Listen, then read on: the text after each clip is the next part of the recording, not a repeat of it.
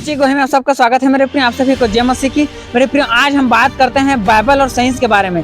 जबकि हमारे पवित्र शास्त्र बाइबल जो है कई हजार सौ साल पहले ही पृथ्वी के और गैलेक्सी के बारे में ऐसे वर्णन किया गया है मानो कोई अपने आंखों से सब कुछ होता हुआ देख रहा है। जबकि आज के टाइम में हमारे सैटेलाइट देखता है और हमारे साइंस जो है अभी आया और आधुनिक टेक्नोलॉजी की सहारे से जो है अभी सिद्ध कर दिखाया कि पृथ्वी के अंदर क्या है और कैसा है, जबकि हमारे बाइबल ने पहले ही कर दिखाया था। तो चलिए मेरे प्रिय, हम उस घटना को देखेंगे, उस बात को देखेंगे, उस वचन को देखेंगे जो हमारे बाइबल ने पहले बता दिया है और साइंस ने अभी बताया है। तो चलिए मेरे प्रिय, पहले के लोग मानते थे कि पृथ्वी सर्प के फन के ऊपर रखी है और कुछ लोग का मानना था कि एक मनुष्य अपने कंधे के ऊपर पकड़ के रखा है और कुछ लोग तो समझ ही नहीं पा रहे थे।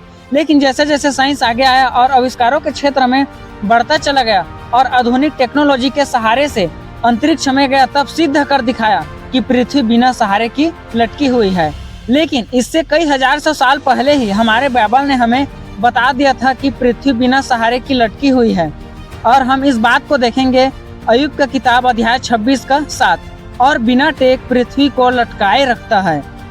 और हमारा बाइबल पृथ्वी की वर्णन ऐसे करती है मानो कोई अपने आंखों के सामने सब कुछ होता हुआ देख रहा हो, जैसे आज के टाइम में हमारे सैटेलाइट देखती है। और साइंस के आने के बाद हमारा बाइबल और सच साबित हो गया और साइंस ने खोज करने के बाद जाना कि पृथ्वी के निचले सतह में आग है। लेकिन कई हजार सौ साल पहले ही हमारे बाइबल ने हमें बता दिया है कि धरती के अंदर वाले भाग में आग है। और इस बात को हम देखेंगे अय्यूब की किताब अध्याय 28 का 5। यह भूमि जो है इससे रोटी तो मिलती है, परंतु इसके नीचे के स्थान मानो आग से उलट दिए जाते हैं।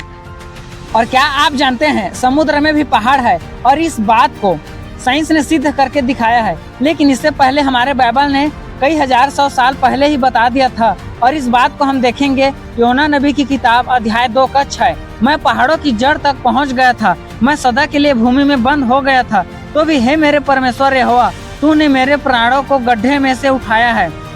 आप सभी लोग जानते हैं कि संक्रमण बीमारी को फैलने से किस तरह से रोकते हैं। सबसे पहले बीमार व्यक्ति को मास्क पहनाया जाता है, और इस बात को साइंस और साइंस से जुड़े हुए डॉक्टर भी कहता है, और यह बात सही साबित होता है।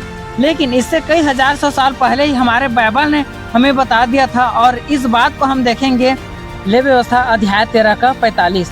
और वह अपने ऊपर वाले होंठ को ढांपे हुए अशुद्ध अशुद्ध पुकारा करे।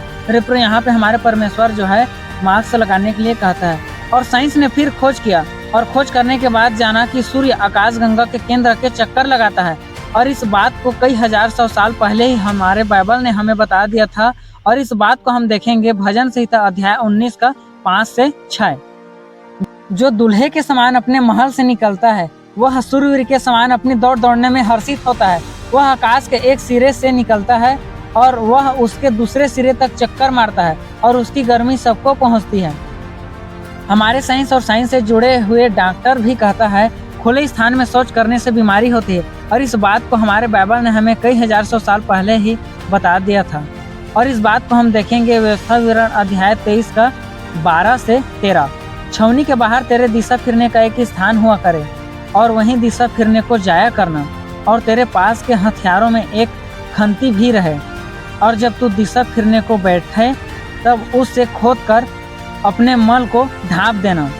मेरे प्रिय, इन सब बातों को हमने बाइबल की मदद से देखा और जाना।